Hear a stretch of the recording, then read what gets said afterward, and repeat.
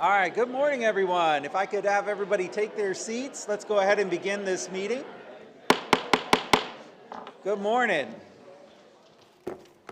Well, good morning, everyone. I've got 9:30, and it is Tuesday morning, October 3rd. I'd like to call to order the Board of County Commissioners meeting.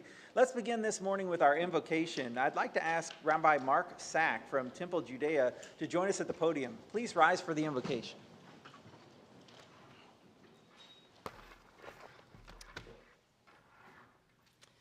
We Jews tell a joke about ourselves, and we tell a joke about the atheist who went to synagogue every Saturday morning, and his son asked him why he went to synagogue when he didn't believe in God. And he said, Garfinkel goes to synagogue to talk to God. I go to synagogue to talk to Garfinkel. It's about 70% of my congregation. I don't know if other religious groups say something similar about themselves. The marquee outside my synagogue says opening doors to community and commitment, and the order of those words is deliberate. First comes the community, the belonging, and then the commitment. Every time I ask myself, what's my job here?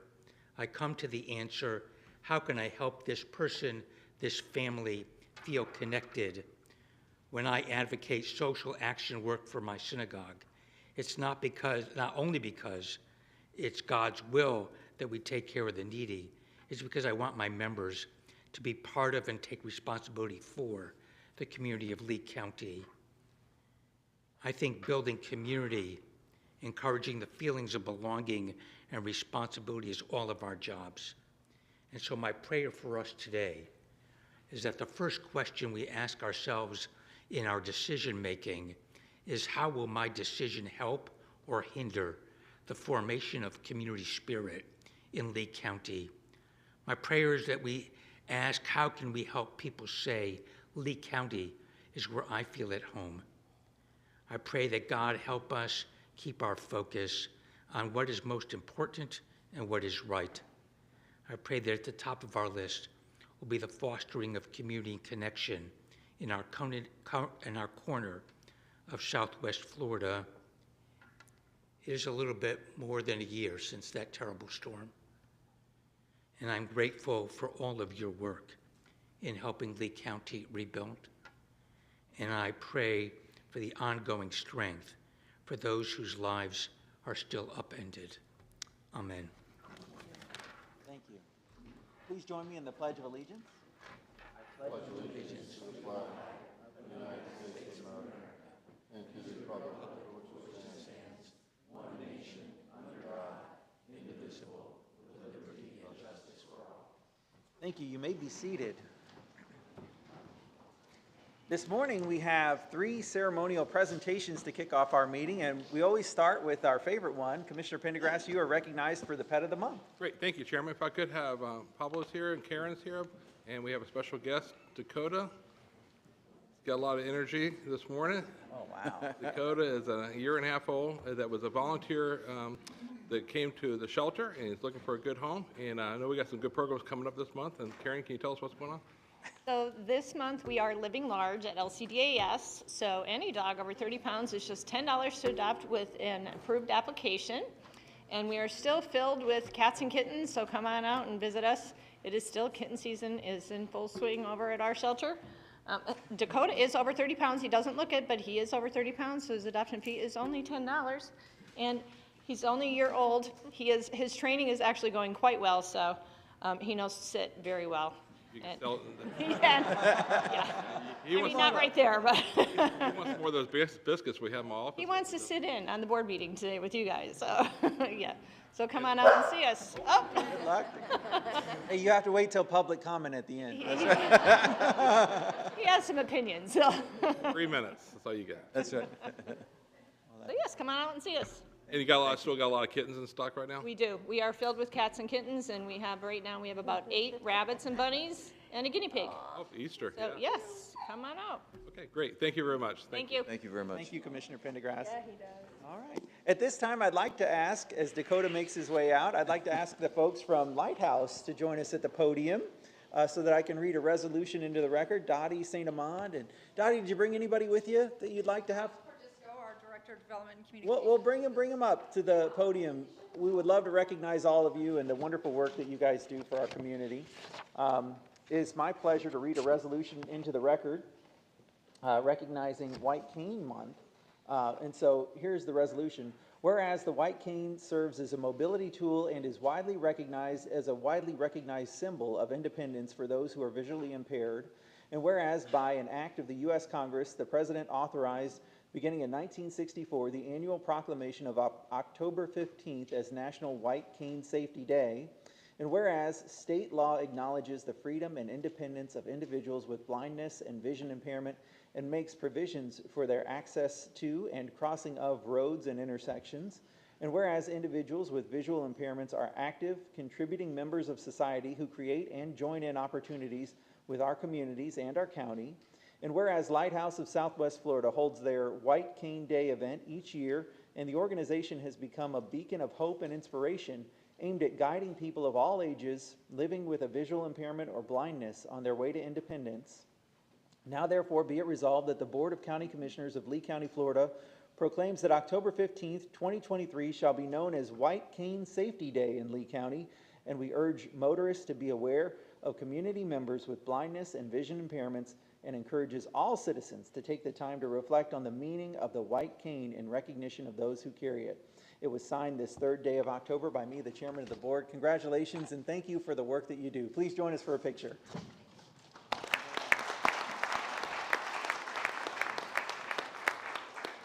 Dottie, thank you so much for all that you do.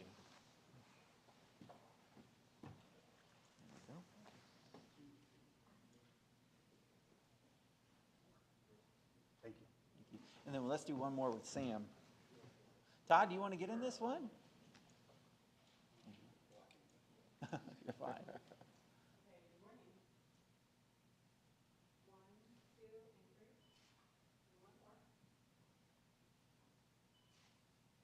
Perfect. And Dottie, would you like to say a few words from the podium? Great. Thank you so much. It's my pleasure and honor to be able to represent Lighthouse of Southwest Florida. It was 5 years ago on White Cane Day that Commissioner Hammond came out when we were celebrating in North Fort Myers for October 15th. That was my first day at Lighthouse of Southwest Florida 5 years ago. So it's with fond memories of you joining us for that walk, and we are absolutely thrilled that this year we're able to come back together as a community with a big public event on Monday, October 16th for White Cane Day at Bell Tower. So we're hoping everybody will come out. As you read in the proclamation, we are really focused on our mission every day of guiding people of all ages towards independence, people who are experiencing low vision and blindness, and so babies through older adults. And we have a lot of people that will be out there. School's not in session, so we will have our younger students there as well as our adult clients. And Lighthouse has been here since 1974 providing services, and so as we approach our 50th anniversary next year, we really appreciate our collaborations and support in the community with the county commissioners and other human service agencies and community partners. So thank you for your support and your proclamation, and we look forward to seeing you in the community on October 16th. All right, thank you, Dottie. Congratulations again. At this time, I'd like to recognize Commissioner Greenwell for 4-H Week. Thank you. Teen Leadership President Taylor Whitney here. Come on up if you're here. And also Ariel Pierce, the 4-H agent. Come on up. And anybody else representing the 4-H, come on up. We'll get a picture after we're done here. I'll go ahead and read the resolution into the record. So I'll go ahead and read this into the resolution in the record. The Board of County Commissioners resolution, whereas 4-H is the largest youth development organization in the United States. Over 230,000 members in the state of Florida, being part of 6.5 million members across the country. Whereas 4-H is a community of young people who are learning leadership, citizenship, and life skills. And whereas the Lee County 4-H Youth Development Program exists to develop young people ages 5 through 18 and has served young people in our state since 1909. And whereas the 4-H program has molded itself to meet the needs of our citizens by focusing on development rural, suburban, and urban youth through the Florida Cooperative Extension. Whereas the program uses the research and knowledge base of our state's land grants institutes to Institute of Food and Agriculture Science at the University of Florida, known as IFAS Extension, and whereas through learning by doing experiences, young people in the 4-H program practice life skills with guidance and of caring adult volunteer members, Cooperative Extension facility and staff, and whereas the 4-H provides Lee County youth the opportunities to develop positive relationships, competitiveness, and attitudes that will assist them in making positive choices for their lives, thereby effectively preparing them to meet the challenge of becoming productive citizens. Now, therefore, be it the resolution that the Board of County Commissioners of Lee County, Florida, does hereby proclaim the week of October 1st, 2023 as 4-H Week in Lee County, and hereby commends the youth of participants for participating their pledge to their heads of clearer thinking, their hearts for greater loyalty, their hands for larger service, and the health for better living. Duly executed the 3rd day of October by the Board of Lee County Commissioners and Chairman Brian Hammond. Congratulations.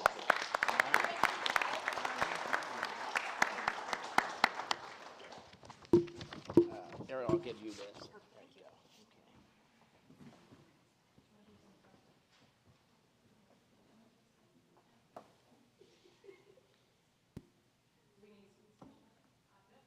We got it, yeah.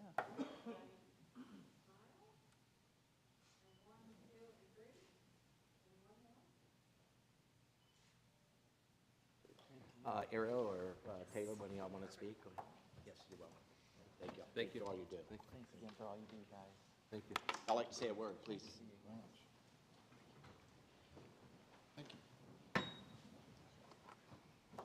I promise I won't take too much time.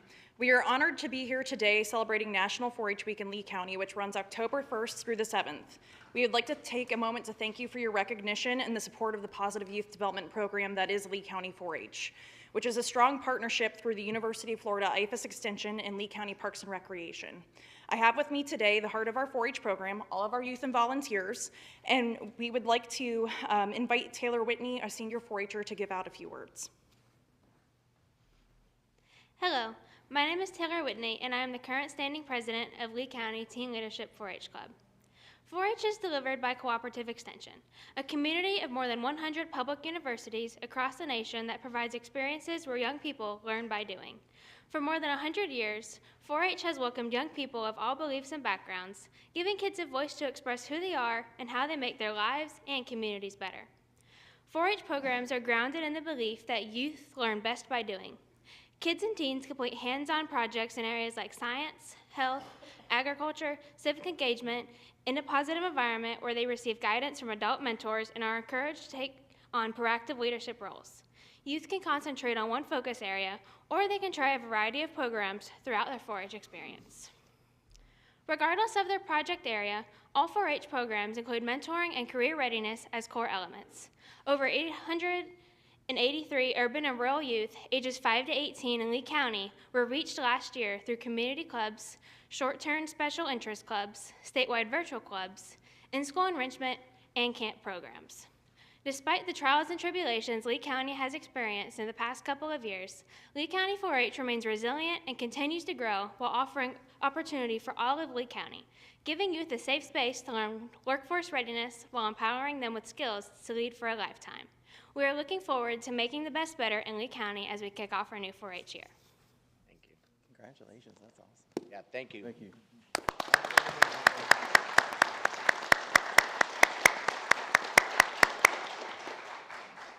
Thank you, Commissioner Greenwell. All right. Commissioners, this is the time on the agenda where we talk about the recap. It's where we would make additions, deletions, revisions, or corrections to the agenda. There's nothing on the recap today that requires action, so we'll move forward to the consent agenda. At this time, I'd like to ask Commissioner Greenwell, do you have any items to pull for discussion? I do not, Chairman. Commissioner Pendergrass? None. I have none. Commissioner Sandelli? Nope. Do you have any to pull? Okay, so there have been no items pulled for discussion. At this time, I'd like to take public comment on consent agenda items. I do have two speakers who have turned in cards. The first is William Joe Schottmiller, and the second will be Marcia Ellis. Mr. Schottmiller, when you come to the podium, if you would just tell us what item you're talking on.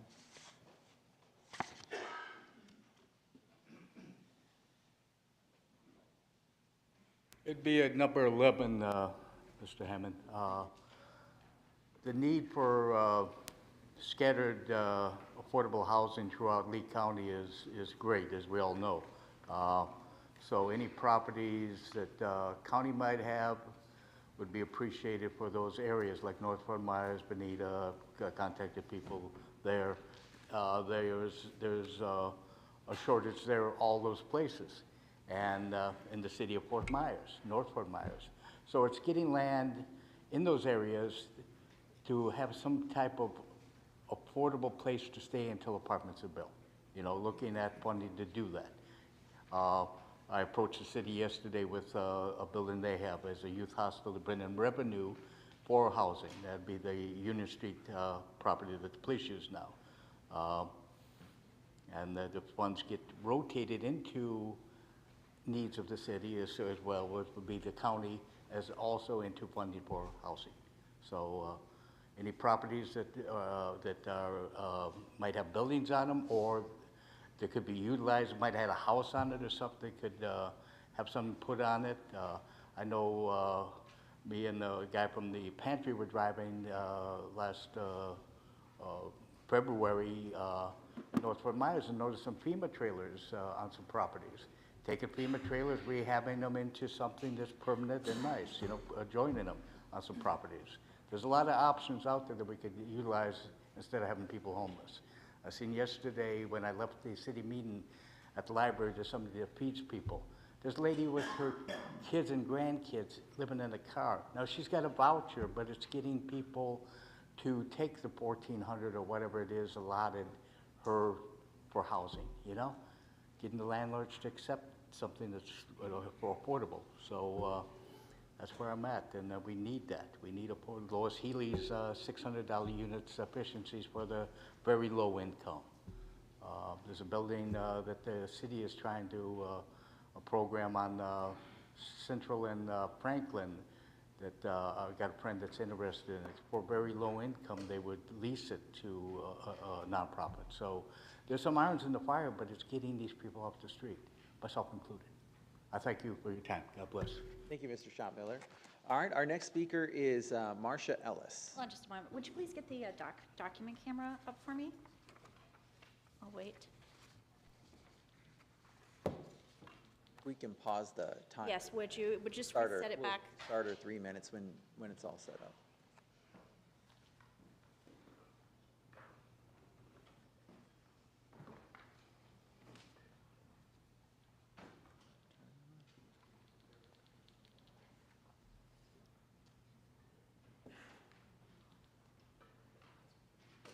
We got a tech coming to look at it real quick.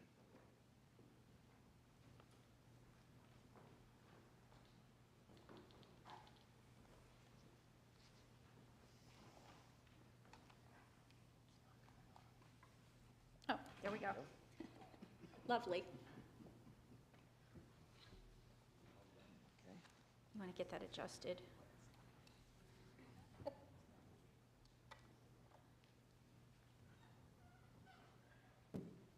Thank you very much. Good morning, Marcia Ellis for the record, and I am speaking on item 19, which is to approve a settlement with FDEP in Lee County regarding a failure of the emission controls for the waste to energy plant.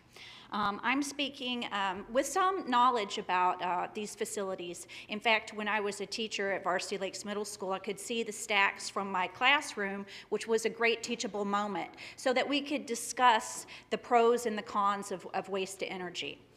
One of the things that concerns me is we are cranking through an enormous amount of garbage in this county.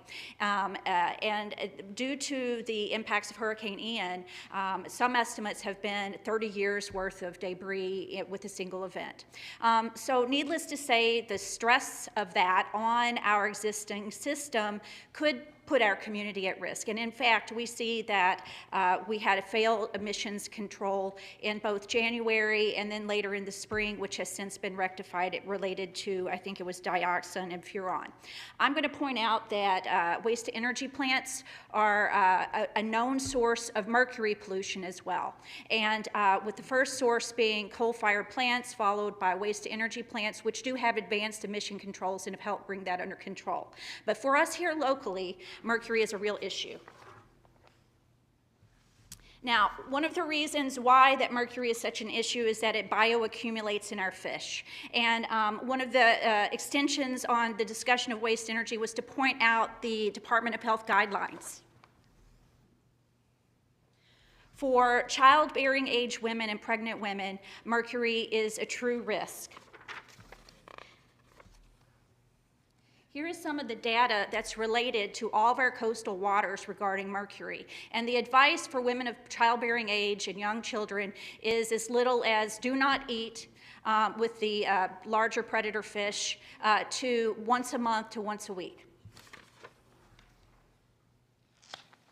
I will also point out on the Caloosahatchee River, it implicates also our freshwater fish. This is important knowledge, and as a community, I think that this is a canary in a coal mine moment where we can make sure that we have those advanced emissions controls working, and that with the volume of waste that's going through our facility, that proactively we ensure that no mercury is being released into our environment or other chemicals, because this is an issue of such concern. I thank you for the opportunity to bring this issue forward. Thank you for your time and your comments. Does anybody else wish to speak on any of the consent agenda items today? These would be on the agenda items 1 through 22. Just raise your hand and I'll call you forward.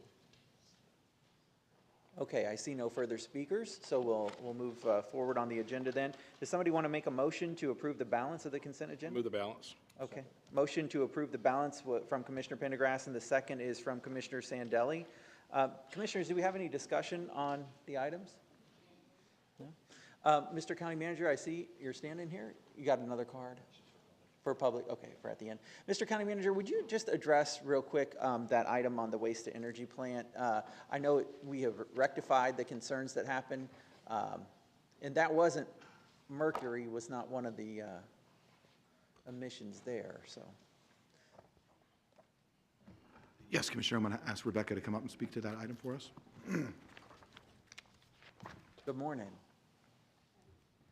Good morning, Rebecca Rodriguez, Lee County Solid Waste Operations Engineer.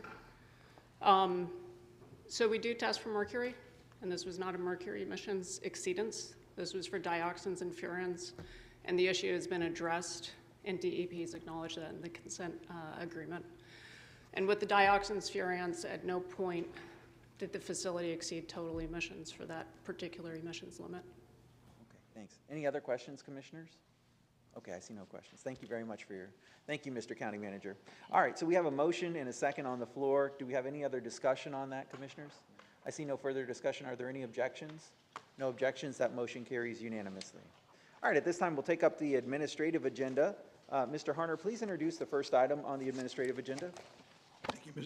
Thank you, Mr. Chair. The next three items are, excuse me, are hurricane recovery items. The first is to award a contract to purchase 2 replacement vehicles for utilities, and Mr. Lavender is going to speak to this item. Morning. Good morning, Commissioners. Jesse Lavender, Fleet Management. The item before you is to award a contract with Environmental Products Group for a liquid vacuum truck in the amount of just under $340,000. The other portion of the contract awards Jetvac Equipment Company the purchase of a sewage pump truck in the amount of just under $479,000. Both of these trucks were parked at the Fort Myers Beach plant and were flooded during the hurricane. Okay, do we have any questions for our staff at this time? Okay, I see no questions. Thank you for the introduction. Does anybody wish to speak in public comment on the administrative agenda item number 1? Okay, I see no comments. We'll come back to the board. Does somebody wish to make a motion? Motion for approval from Commissioner Greenwell. All right, seconds from Commissioner Sandelli. Do we have any discussion, Commissioners? Okay, I see no discussion. Are there any objections? No objections. That motion carries unanimously. Please introduce item number 2, Mr. Harner. Thank you, Mr. Chair. This item is to award purchase to replace the Terry Park Maintenance Building roof. I'd like to ask Mr. Ehab Gurgis to report this item. Good morning, Ehab Gurgis, Construction Management. This item is to approve a contract with West Coast, Florida in the amount of $121,400 to replace the roof for Terry Park Maintenance Building. The roof was damaged due to Hurricane Ian. We did a temporary repair until we do the inspection and get approved by FEMA to move forward with the permanent repair.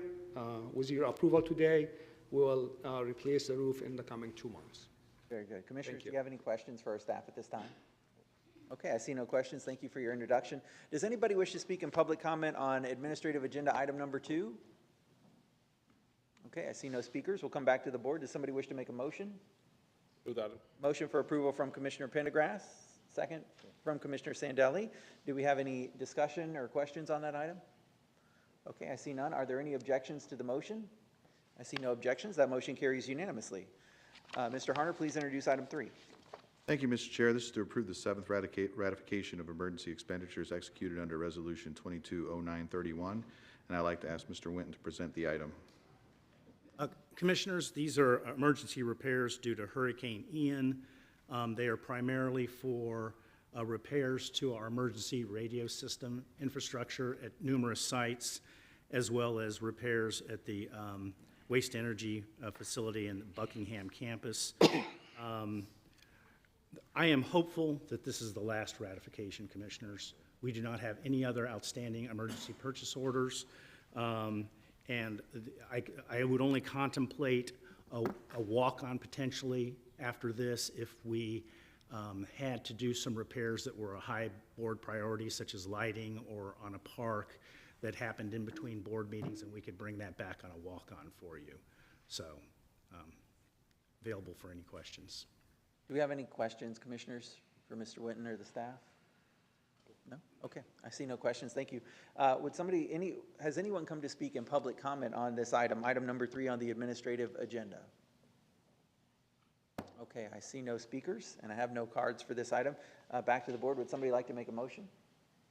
I'll make a motion. Motion for approval from Commissioner Greenwell. Commissioner Sandelli? Commissioner Sandelli makes the second. Do we have any discussion on the item or any questions? Okay, I see no discussion. Are there any objections to the motion? I see no objections. That motion carries unanimously. All right, at this time, I'd like to recognize our County Attorney's Office to introduce the public hearings.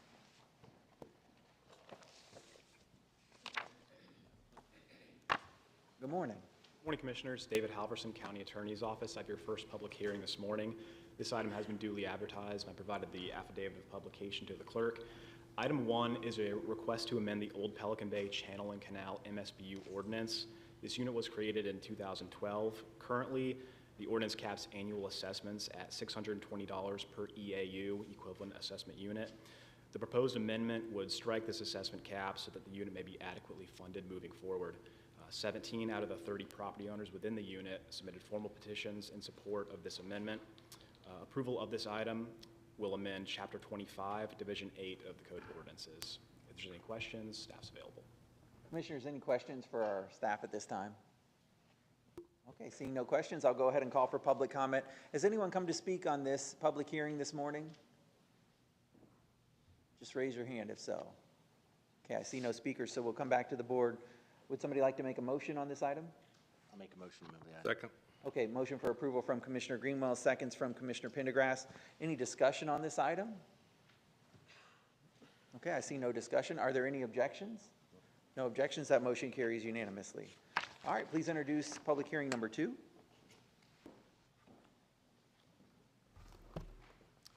Morning, Commissioners. Joe Adams with the County Attorney's Office. This hearing has been properly advertised. I have both the affidavits of publication and the petition for your clerk. It's a petition to create the Kingston 1 Community Development District. The petition is consistent with the criteria in Chapter 190 Florida statutes, and staff recommends approval. If you have any questions, we're happy to answer them. Do we have any questions, Commissioners, at this time? Any questions? All right, I see no questions, so we'll move to the public comment. Has anyone come to speak in public comment on this public hearing? If so, yes, okay. Can I please get the document camera back again, please?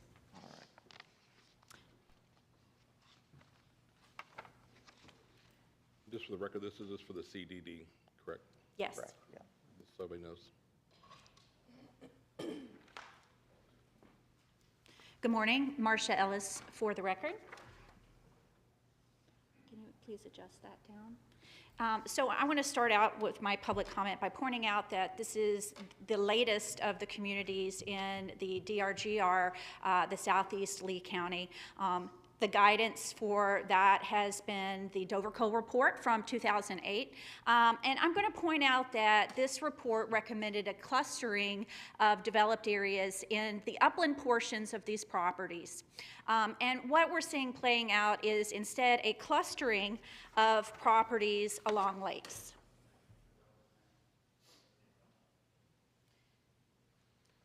Notice that this is 6,750 acres. I really don't know why the graphic beforehand did not include the full property. And we can see a whole series of stormwater lakes in this community. This is concerning to me because my husband is an expert on stormwater lakes at Florida Gulf Coast University. And even prior to this development years ago, 2015, 2016, he began to publish and present research about the functioning of these lakes in our community, including the morphing of their ecological function to landscape features demanding higher real estate sales for lakefront property, as well as calling them quote-unquote ticking time bombs, as they accumulate legacy nutrients and really don't perform that function to recharge the aquifers due to rates of evaporation and saturation of the land underneath them. However, this practice has continued. In 2022, South Florida Water Management District came out with new guidance, and as part of that guidance, there was a clear directive to move towards alternative water sources, such as using reclaimed water for landscape irrigation and recreation purposes. There has not been an effort with fidelity to get this done. Instead, we're having a depletion of our aquifers and areas and cones of depression that are forming as a result of this lake pumping. Further, it has come to my attention that there could be some conflicts of interest that are arising from this that are somewhat obscured with the quasi-judicial CDD process that creates a layer of opaqueness that makes it harder for people to understand what's going on within these developments. So I'm concerned that some of the developers may also be the same people who are utilizing these lakes for utility, perhaps for irrigation or for maintenance, and knowing that through research and through full disclosure that they are presenting a problem over time. For instance, when we take a look, this is the president of Camerata, which is responsible for this development, as both land development and utility maintenance for the lake property utility. Yeah, thank you. All right. Has anybody else come to speak on this topic this morning?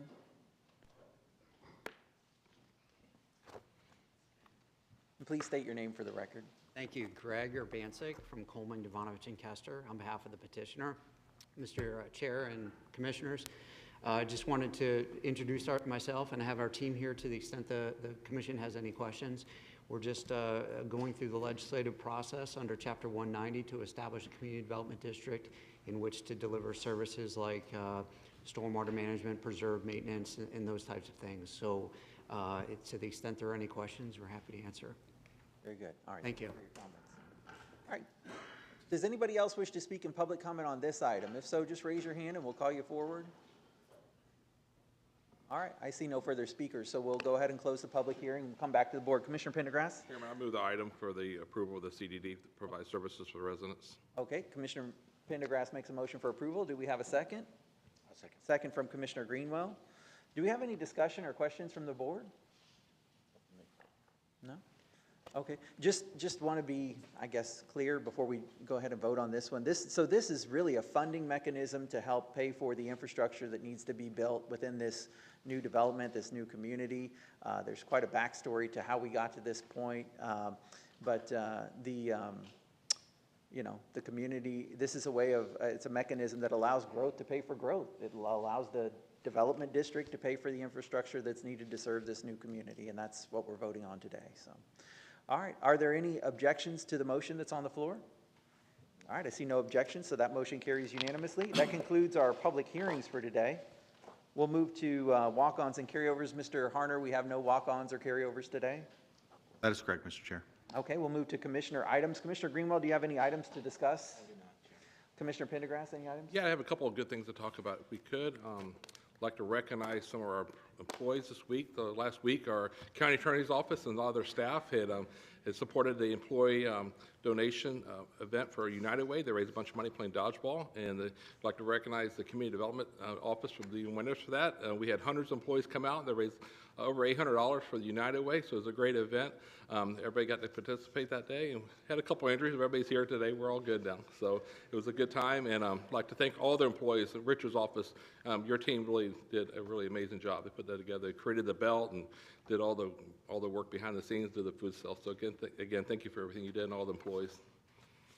If I go to my next item. So last week I attended a resiliency conference, and how this came about was kind of ironically, last year, the day before the hurricane hit, September 27th, there was the first regional regular Reliance conference scheduled for the Higher Regency here in Bonita. Well, due to the storm hit the day after, on the 28th, that conference was canceled a few days beforehand. So this year they held it in Fort Lauderdale. It was great. We had the staff there from the governor's office. Wesley Brooks, who's the chief resiliency officer of the statewide office. Senator Pasadomo opened the meeting up with her speaking, addressing the group. We had Lake County staff there. Steve Bortel from Natural Resources there. He's also serves on the beach shoreline board. He did some presentation there. Town of Forest Beach had staff there. And along with that, it was great to spend a couple of days to work together. And I brought everybody back a goodie bag from the conference. So I got one, so everybody else gets one. You can pass it on, Chairman. So everybody got their own books. Everybody got their own information. And it took me a few days to get everything together, but supposed to get one per applicant, but they had some leftovers. So I went around and got some extra ones. So a lot of information there that we can learn as a community. It was great dealing with other cities and counties throughout the state, on the East Coast and the West Coast and the Monroe County. That's obviously seeing beach management an issue, long-term and short-term after the storm, dealing with construction, operational maintenance, the resiliency of that. FP&L was there. They did a great presentation. You see some of the slides here. You actually, half the conference was talking about what happened here in Lee County last year on the September 28th. That shows the rainfall totals. When you start looking at rainfall totals then, what we're dealing with now, in long term, say 2070, based upon the rainfall totals and sea level rising, is obviously we have to adapt, make a lot of adaptations to our way we build. It was great. It was really refreshing seeing and hearing communities working together and actually adopting some policies like we had to do a few months ago, the LDC amendments, where if you want to be resilient long term, you have to make changes within your community and your organizations, how you grow and how you adapt. So it was really nice and really refreshing to have those positive conversations with people where they were looking forward to building and growing and recognizing the land use policy changes. So again, everybody's got information in your bags there. If you have any questions for me in the future, I'm always open. Again, a lot of information is in the books. Obviously, the staff in the governor's office and the chief resiliency officer is obviously looking for more input from us. Emergency management service was there too, so it was a lot of great information. It was really quick, but a short snapshot of what's going on here in Lee County and what happened across the state of Florida. So I just want to share that with the group. Great, thank you very much, Commissioner. Commissioner Sandelli, anything to share this morning? And Commissioner Ruane, nothing. The only thing I wanted to share, Commissioners, you may have seen media advisory go out just after the meeting today. Wanted to meet with some folks from the media just to talk about the hurricane resilience, the long-term recovery task force, and the CDBG-DR funds, and how the two are independent efforts, and just kind of help. I know we're going to be talking about this for a long time to come. Just wanted to try to help the media with some context, so as they report it, they get the best education out there to the viewers. So you're welcome to join me for that conversation. It'll happen in that East room over there when we get out of here. All right. At this time, do we have any committee appointments? Commissioner Greenwell, any appointments to make this morning? None today, sir. Okay. Commissioner Pendergrass, any appointments this morning? I have no appointments to make. Commissioner Sandelli? Commissioner Ruane? I have several. To the Cat Island OMM reappointments, Rebecca Henry, Martin Krebs, and Carmen Farouz. And then I have a new appointment to Amy Early to the Community Action Agency. Okay, so we have a motion from Commissioner Ruane, second from Commissioner Pendergrass. Do we have any discussion on that item? Okay, I see no discussion. Are there any objections? No objections. That motion carries unanimously. All right, let's move on to county manager items. Mr. Harner, you're recognized. Thank you, Mr. Chair. We have one item today, and that's a Hurricane Ian funding update, and I'd like to ask Mr. Winton to present the item. Commissioners, I'm pleased to tell you and very thankful to the state that the news that we will be receiving a $100 million 0% interest loan to help with cash flow for our Hurricane Ian rebuild. And along with that, in that funding came a $7.8 million grant for Fort Myers Beach, and we'll make sure the beach gets that money, and that's for lighting along Estero Boulevard, also to be sea turtle compliant. You can see on the right side of your screen there, those are the projects that the county has or will be submitting to FEMA for reimbursement that the state, that $100 million can be used for. My understanding how this will work is that we will get the $100 million. A funding agreement should be coming soon, and we will get that $100 million up front. And then as those projects are obligated by FEMA, and FEMA pays the money to the state to be remitted to the county, since the state's already prepaid that to us through that $100 million, they will remit those funds for reimbursement to general revenue at the state level. So it's very good news. We're in need of cash flow. The county alone, through its reserves and through interfund loans, has spent $125 million already, and we have some funds that are getting fairly tight. We're doing not a lot, but more than we normally do of interfund loans until we get FEMA reimbursement on some of these bigger projects. So with that, if you have any questions, I'm here to answer them. Any questions, commissioners? Commissioner Ruane. Pete, thanks. I appreciate the update and appreciate Kevin Guthrie coming through and listening to what the needs were. I know there's a big cash crunch between what FEMA has reimbursed us for, what we've laid out. I see your projects to your right. What type of cash flow relief is going to do? Is it mainly going to be to fund these projects? It will be to fund these projects. These projects, commissioners, I just want to let you know they add up to a lot more than $100 million. So we'll just have to kind of pick and choose based on when they get obligated. So the timing of the loan will be outstanding until the project is obligated and then paid by FEMA. And then once we hit that $100 million, then it's back to us to basically cash flow through our internal funds. Yes. Mr. Chairman. So basically the cash flow that you talked about earlier is not going to necessarily get relieved or relieved for this $100 million. It's going to enable us to do other projects, but you still have a significant gap between what you've laid out and what FEMA's reimbursing. Yeah, but this will help because because we have paid for a number of these projects already through that $125 million. Okay, that's what I was trying to get at. So we can, okay. Yes. Do you have any idea what dollar amount we've already utilized so we'll get cash back in our coffers? Yes, we're looking at around $280 million in total. But of the $100 million, how much have we spent on these projects or laid out already? We've spent $125 million. Of the $100 million? So we got $100 million. Yeah, well, we haven't received it yet, so I just. We're getting $100 million. Yeah. Okay. Of the $100 million, these projects, what have we laid money out that would encompass us or give us some relief from this $100 million? I'm just trying to zero in on what percentage of that. Yeah. The total $100 million. Okay, thank you. Very good. Any further questions, commissioners, on any of that? Thanks for those questions, Commissioner Ruane. Those are similar things to what I was going to ask. Just one last follow-up on that. Do we anticipate that this will help us expedite these repairs and these projects? Yes, it should help with that as well as our cash flow. Yes, it will help in that regard. And another thing, commissioners, this was This was, the formal name for this program was the Legislative Appropriations Program. It was a $350 million fund that was set aside during the special session.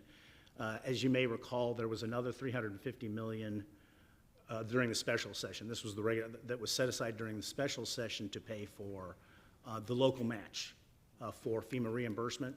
Usually for the county, it varies anywhere from 0 to 12.5%. We've opted into that program, so all of our local matches should be covered. Excellent. Okay, very good. Any further questions then? All right. Thank you, Mr. County Manager, for that. Do you have any further items? No, I do not. Thank you, Mr. Chair. All right, thank you, Mr. County Manager. At this time, we'll turn to the County Attorney. Do you have any items this morning? No, sir. Thank you. All right, very good. At this time, we'll turn to public presentation of matters by citizens. This is the opportunity to speak on items that were not on the agenda today. The first speaker that I have who's turned a card in is Joe Sansone, followed by Jesse Phillips. So we do have quite a few cards this morning. If you'll make your way to the podium, just like we've seen the other speakers do, at the top corner of the podium, there's a green light, a yellow light, and a red light. Works just like a traffic light. When the yellow comes on, you might want to start to think about wrapping up. In order to be fair to all the speakers, when the red light comes on, I will call the next speaker's name, just to give everybody the same amount of time. Okay, good morning, Mr. Sansone, and you may begin. I'm Dr. Joseph Sansone. I'm a psychotherapist opposed to psychopathic authoritarianism. And I'm here today to speak to you about the proposed ban of jab ordinance that I've submitted to each of you. The COVID-19 injections and the mRNA injections meet the legal criteria of biological weapons according to 18 U.S.C.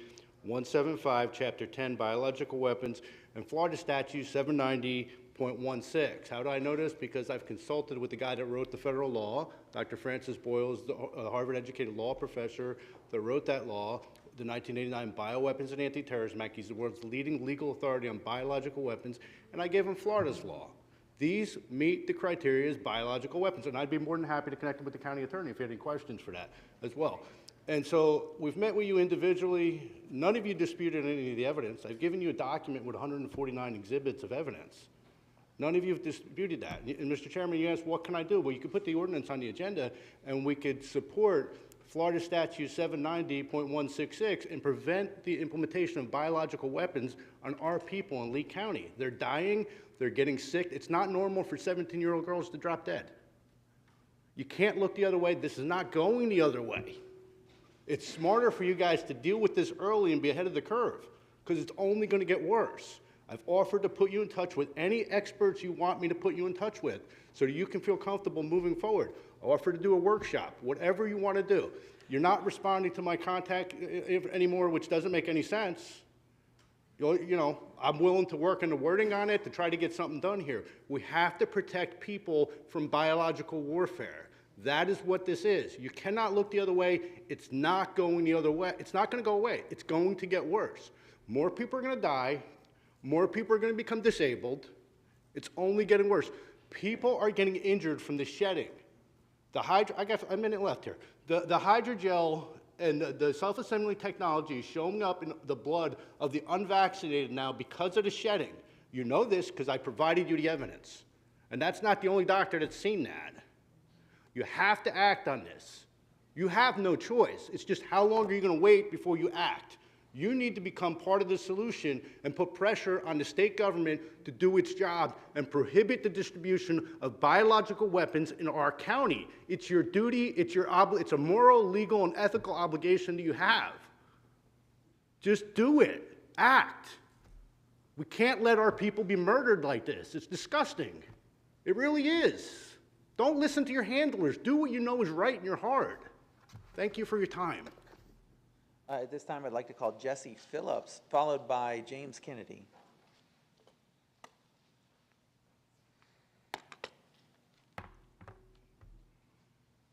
All right. Oh, good morning, commissioners. I am Jesse, or Miss Smokin' Joe. I was raised on Fort Myers Beach, and like most people, my interest in politics were minimal at best. This is something I have grown to regret. In the past, I had admiration for those who were elected to serve the community's best interest. I now feel that you serve the interest of yourselves and political allies who look at the general public as peasants. Watching the gentleman from Southwest Waste Services offer an alternative to the subpar performance of waste management, as well as an additional savings of $4 million for the first year to the taxpayers, it's clear our best interest is not your concern. Waste management, with the assistance of Strayhorn, have had a monopoly messing up the man's trash since before I was born. We deserve competitive options, not monarchies, dynasties, or monopolies. I don't know the gentleman from Southwest Waste, but I do know I trust them more than most of our elected officials and your procurement process. We know where your loyalties lie. Thank you for your time. At this time, folks, there's please no clapping. So when we do public comment, the part of the rules of decorum are that we won't clap, we won't take any actions to intimidate or encourage other speakers. No booing, no hissing, no clapping, that kind of stuff. So if you could please, thank you very much. All right, our next speaker is going to be James Kennedy, followed by Mark Sauer, Dr. Mark Sauer. Morning. Good morning. I actually just have a simple request. Since I retired from the Navy last year, I've been a lot more involved in what's going on locally since I returned. I work offshore as a hydrographic surveyor, so I miss a lot of your meetings. The question, or the favor that I would like to request of the board, and the lady that just preceded me, the way she stated, I think is something that is kind of indicative of the way many of your constituents feel at this point. They feel underrepresented and that their voice doesn't necessarily matter when held against the voices of larger construction and development interests. So that being said, as members of the board, once you ran for the office and you took the office, you have a commitment to serve the community, and I think that all of you take that obligation seriously. But there are programs that we have in place that are somewhat underutilized and would best serve the interests of your community, such as 2020 preservation. When was the last major 2020 preservation purchase that we made? My simple request is, because that serves the community, please be more aggressive in your use of the 2020 program and the funds to preserve the quality of life of the residents of the county. Because as we build, as we grow, we need to manage our resources to the best of our ability. And right now, I don't think that we're doing that.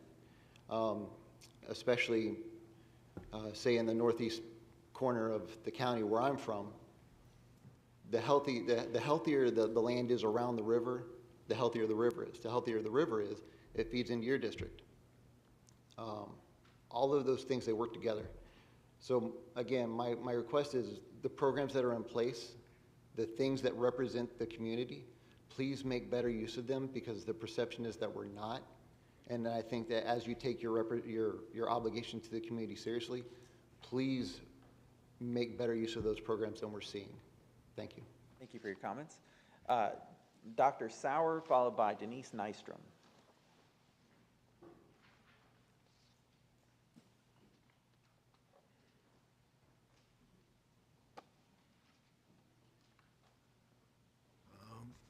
Is this? Yeah, it's on.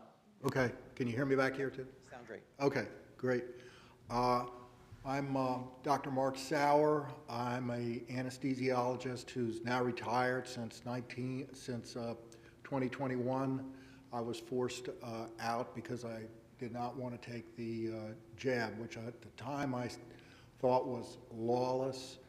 But I was also wondering and thought that possibly it could be dangerous. I'm now convinced that it's dangerous. One just needs to look at the data and to see the deaths by this jab, by this shot, compared to all the other vaccines combined. And you can see it's just a giant safety signal. So what I'd like to speak to you today is just my view as a physician of the design of this bioweapon. It is maliciously designed. Now maybe you have heard that there are DNA contaminants, quote unquote, in the weapon that was given to all of us? Yes, there were. They found up to 30% of DNA contaminating this RNA. Well, this DNA is circular and it's in the form of a plasmid, okay? So the plasmid contains a code for the spike protein, which eventually which is what they're trying to give you, and they've admitted that. But then what Pfizer didn't admit is that there were also SV40 enhancer sequences that allow the plasmid to go from the cytoplasm of a eukaryotic cell, and we're all eukaryotes, if you remember your high school biology. Yeah, just okay? direct your comments. Prokaryotes are like E. coli, like bacteria. Well, at any rate, there's no reason to have a eukaryotic gene in that plasmid except to take it to your nucleus, okay? So it can get into your cells and become part of your DNA. It's a malicious design, okay? So that's my point. All right, thank you, Mr. Sauer. Denise Nystrom, followed by Jacqueline Perez. Morning. Good morning. Good morning, Commissioners. My name is Denise Nystrom, and I know that you all know that I ran for Lee County School Board in 2022.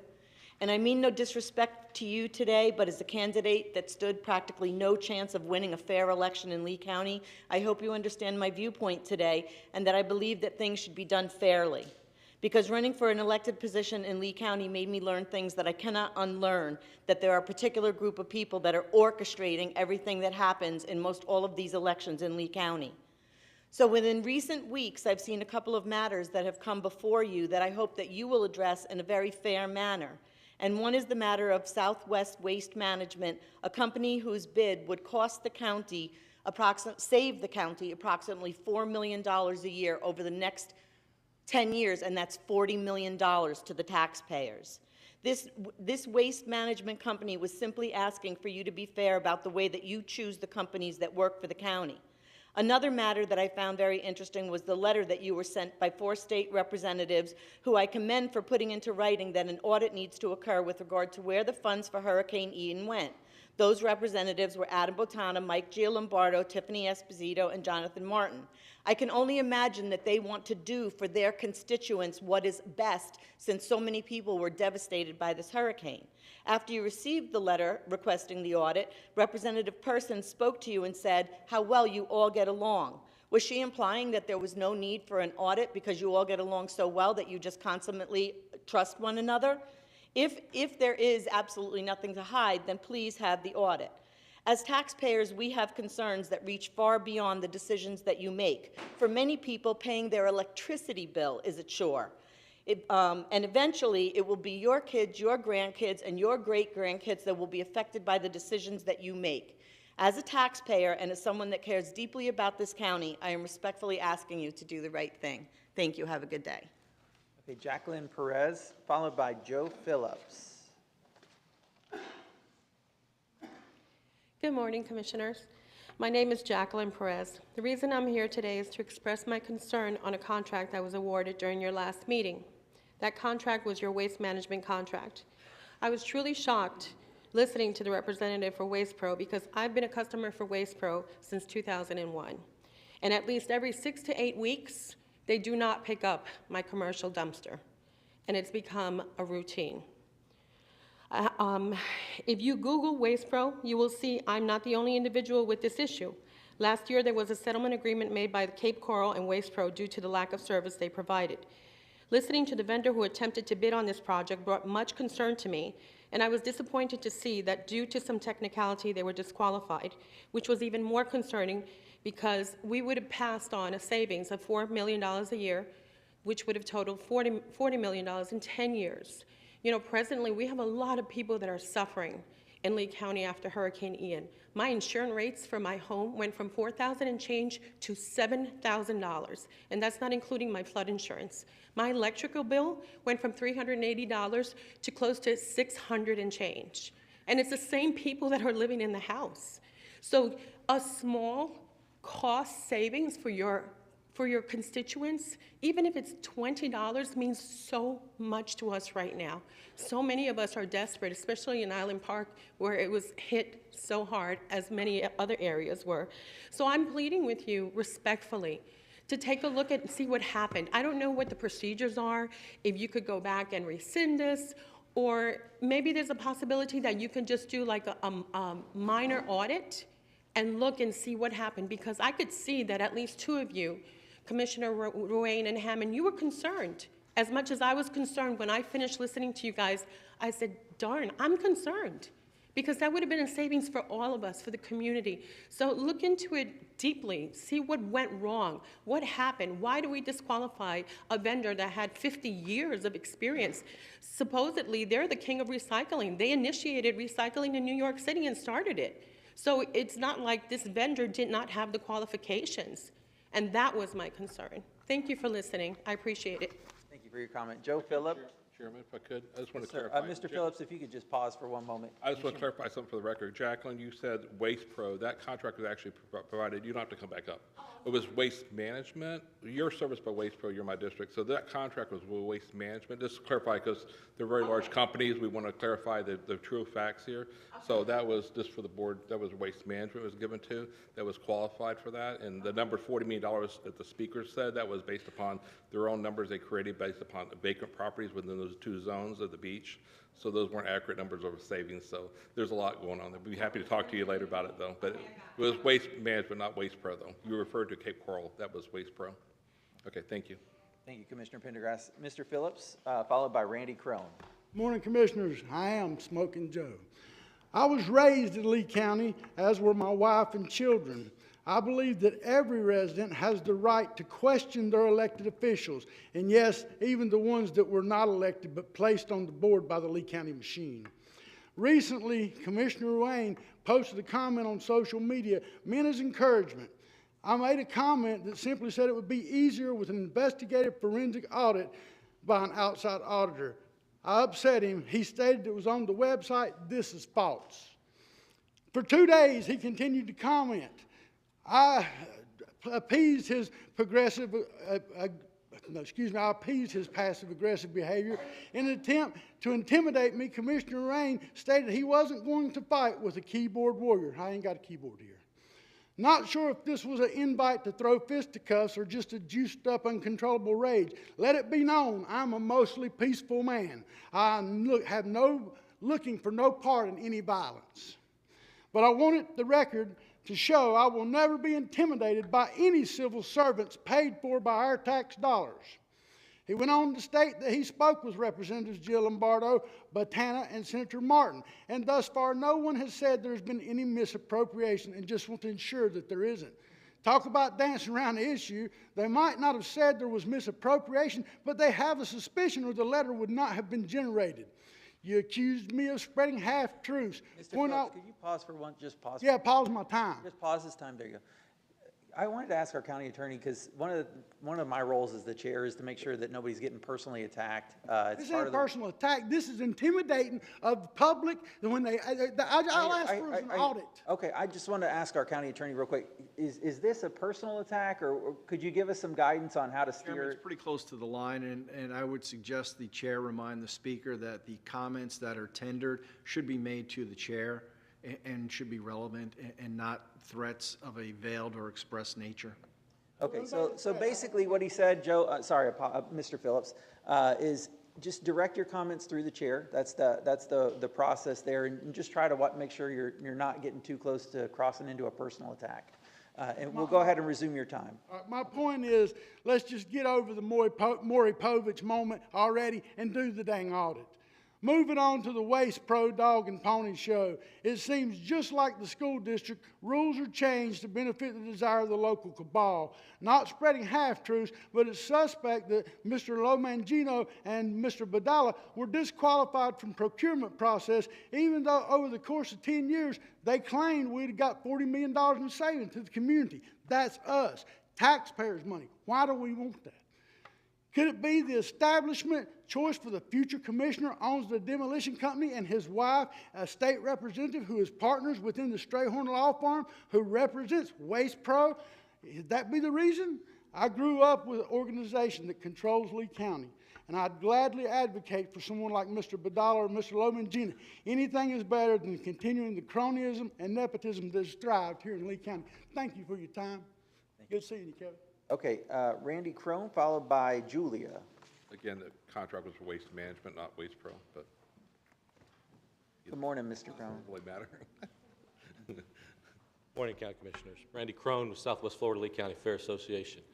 As we've sunsetted this past weekend and closing down the Civic Center for the gun show, the Southwest Florida Lee County Fair Association trustees want to thank you for the partnership we've had in the last 27 years. It's been an honor to serve the citizens of Lee County the best that we could, and did everything that we could to make this the best that we could be a partner with you.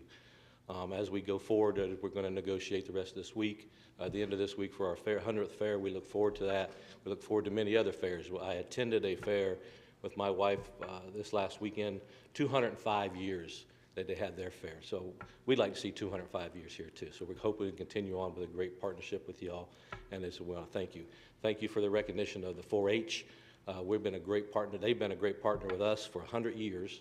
Obviously, they've been with us.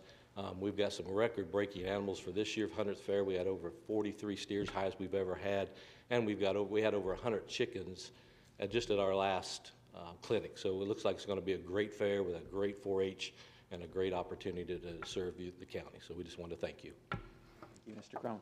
All right, and our final speaker is Julia. And Julia, would you say your last name for the record too? And okay, perfect. And Miss Ellis, yes, we'll have you come up afterwards. Okay, good deal. Good morning. Good morning. I didn't realize this garbage issue was so crazy. However, I want to thank both the representatives for Cape Coral for being good stewards of our money. We have waste management in Cape Coral. And frankly, I've been so disappointed since last August. This is where I live. I pay $3,000 a month, and they don't pick up our garbage. They don't recycle any of our garbage. There's 450 units there. That's a lot of waste and a lot of burning of things that can be recycled. Cape Coral does not even want to use them. They want to open their own garbage company. When you have to dismiss a company and try to take on that kind of adventure in your own city because they're not doing a good job, I just felt it was important, since the representatives of Cape Coral were concerned last week when I watched, and I just wanted to come and say thank you for that. But just remember this picture when you're picking garbage companies, because I called them, the management company called them, and we waited 6 weeks before we finally got somebody to come. And I could tell you this, it wasn't any different the next month. They just don't do a good job. Thank you. Thank you for your comments. Again, for clarification, Cape Coral is Waste Pro. Our contract was Waste Management. I thought it was waste management. You just confused me a second ago. Cape Coral is Waste I Pro. would've come- We didn't vote on that one. We have Waste Pro. That's Cape, right, that's Cape Coral. That has nothing to do with Lee County. All right, guys, it's Waste Pro. Thank you for your comments. All right, and Miss Ellis. Yes, Marcia Ellis for the record. And we have a hand up, so Mr. Schottmiller, I'll call you after that. I apologize. Yes, I would like to speak about the CDBG-DR. After reviewing the HUD PowerPoint and guiding that process, I have some concerns regarding Section 3 and the employment or the securing procurement and for Section 3 vendors, identifying those vendors in the community and helping them as directed by HUD get some of those contracts. Also have concern because we do not have youth build in our community. And I think that is a great program. As part of the Job Corps, it is for at-risk youth, youth that are aging out of foster care, youth between the ages of 16 and 24, and other youth that have disabilities or are qualified by low income. And so I want to make sure that there are efforts underway to get Youth Build into this community. I think this is especially important with the Climate Corps being announced and the opportunity to capitalize on Climate Corps to do things like mangrove restoration, etc. For instance, with the Job Corps, with their forestry program, which is kind of modeled on the Civilian Conservation Corps, those youth go in and do firefighting tasks like prescriptive burning, helping prevent wildfire. They're earning money, and then they may or may not be pursuing a career in forestry. They can do other certifications that are going to help them get a leg up, right? So I feel like as a community, that a commitment to the Section 3 and the Youth Build intent through the CDBGDR is very important. I would like to direct my question to Mr. Salyer to give more information about how those provisions in the documents which have been produced so far and/or communicate with the education workforce branch lead, Dr. Martin, to find out specifically about how Section 3 and Youth Build are being addressed through those funds. Thank you for the opportunity to bring these concerns forward, and I'm very happy that some folks I recognize from the school board who I know are strong advocates for special education and have great experience are here so that they can grasp the importance of this program in elevating the opportunities that are available for at-risk youth in our community. This is a really important program. A lot of the technical schools have requirements that are sometimes above what our the youth that qualify for Youth Build or other Job Corps type programs do, and it is a game changer. Thank you. Okay, thank you. And Mr. Schottmiller, please come forward. Anybody else wish to speak after Mr. Schottmiller? Okay, great. I'll call you up right afterwards then.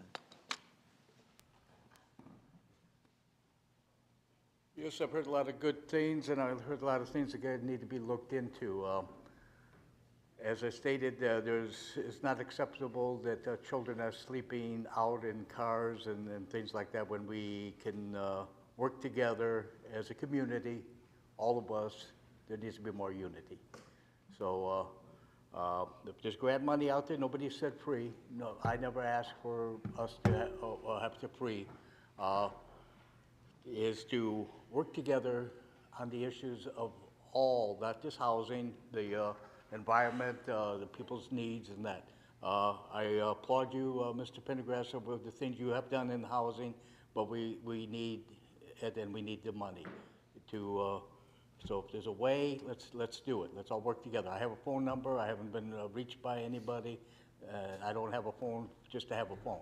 So you can call me. A friend of yours that your daughter babysitted, Chris, said to say hi to you if I ever got up here. So we know some of the same people. And the thing is, let's all work together. Let's have everybody safe in this community. Okay? So. Thank you. And Miss, if you would like to come and speak. And does anybody else wish to speak? Just raise your hand if so, and we'll call you forward. Okay, I see no further hands.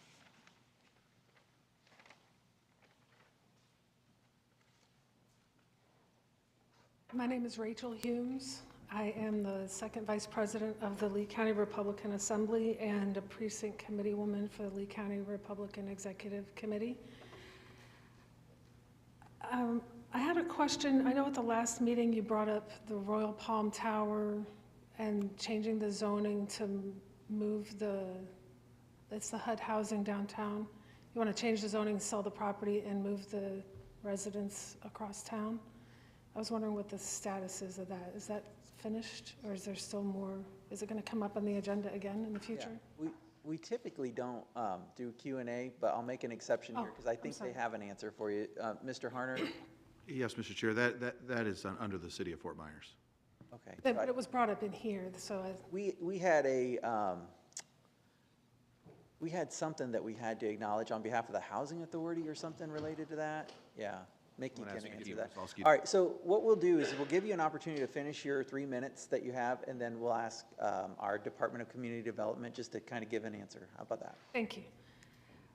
Okay, I wasn't planning to speak today, so I jotted down some notes, so I apologize if I'm a little bit off kilter, but my issue is informed consent.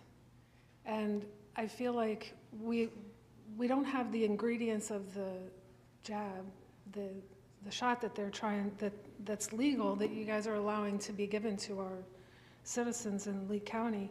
And I'm wondering, don't we have the right to know what we're putting in our bodies? And I mean, I'm kind of new to this, but don't you represent us? I mean, you should be helping to protect us from, we're just people and we don't always get a say in everything. So that's why we elect you to represent us.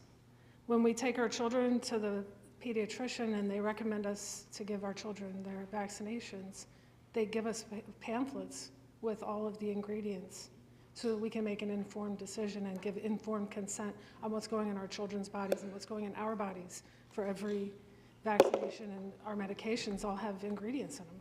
So why is this any different? And why aren't our elected officials that are supposed to represent us standing up for us to help us? It's called ban the jab, but it's actually about getting a forensic audit, getting a forensic study on it, and telling us what's in it so that we can give informed consent. Like, if you actually read it, that's what it's about. So a lot of people say, well, if you ban the jab, then you're taking away the right of the people that want it. That's not the goal, is to tell us what's in it.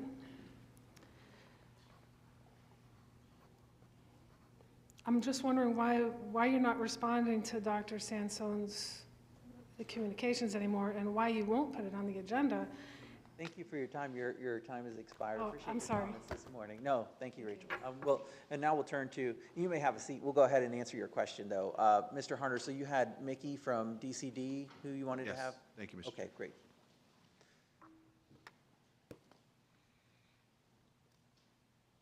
Good morning, Commissioners. I believe the citizen is referring to the Royal Palms building in downtown Fort Myers.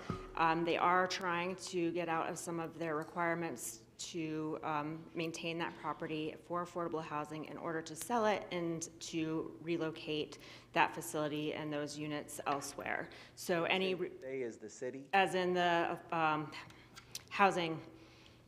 Fort Myers Housing Authority. Fort Myers Housing Authority, I'm sorry. Okay. So that they would be taking the proceeds from that sale in order to provide those units somewhere else. The rezoning of that property and the sale of that property, the sale would be a private action, and the rezoning would be something that would go through the city. Excellent. Are we aware, the Fort Myers Housing Authority, I would assume, is under Sunshine and assume has public meetings and public comment as well? Anybody verify that for me? Mr. West, you're an attorney. Yes, sir.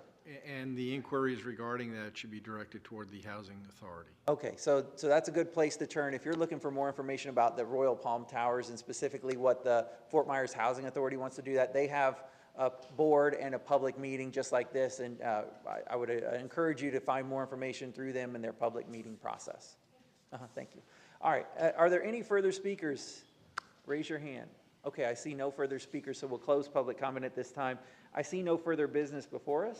So Commissioners, is there any further business that anybody wants to bring up? Could I ask the Commissioner Pendergrass? County Attorney, can you please give us a little bit of background as far as I've been talking to your office and we heard today residents speak about ban the jab. What our legal restrictions are on that? Because we, the Lee County Commission, does never bought any type of insulin or provided insulin to anybody. When people hear the Lee County Health Department, that's under the state of Florida. It's not the Lee County Commission nor the Lee County government. So can you give us the background of what we can and cannot do, limited to people's personal choices if they want to take a vaccine or not take a vaccine, if they want to buy cigarettes or buy beer, what our limitations are on personal use?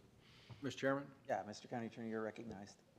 Commissioners, since this board and immediately preceding boards have long taken the position against enacting redundant provisions, items that are already addressed under other law, there's no sense in, quote, piling on, close quote.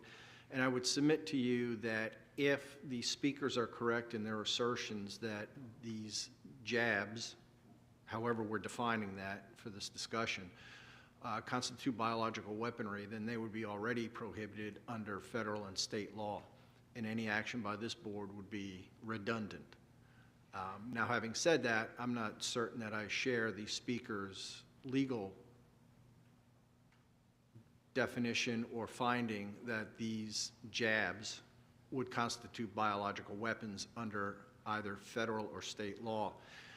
Additionally, I would point out that it's our experience and product of research that the positions espoused by the speakers today represent minority positions both in the state of Florida, political forums, as well as medical and the medical community, not only in the United States, but universally.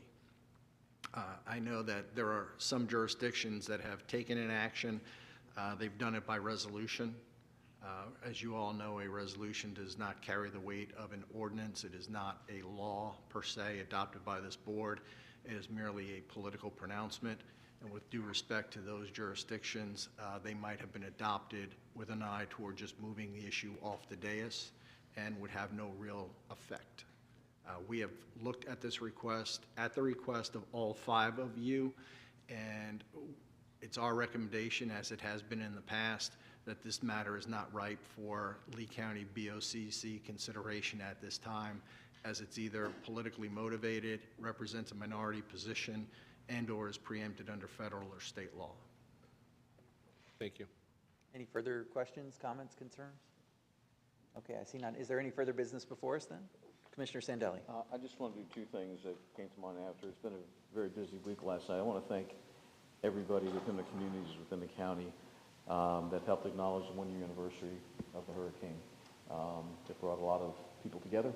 I think we're very proud of the work. There's a lot to do. And the second thing was this weekend we had the 25th honor flight that came in. Over 100 veterans were taken D.C. So I want to thank our airport. They did a great job. The veterans, obviously, and stuff, and the teams that went on it, but it went very well, and always thank you to those who served. Thank you very much. All right. Well, then, seeing no further business before us, we're adjourned.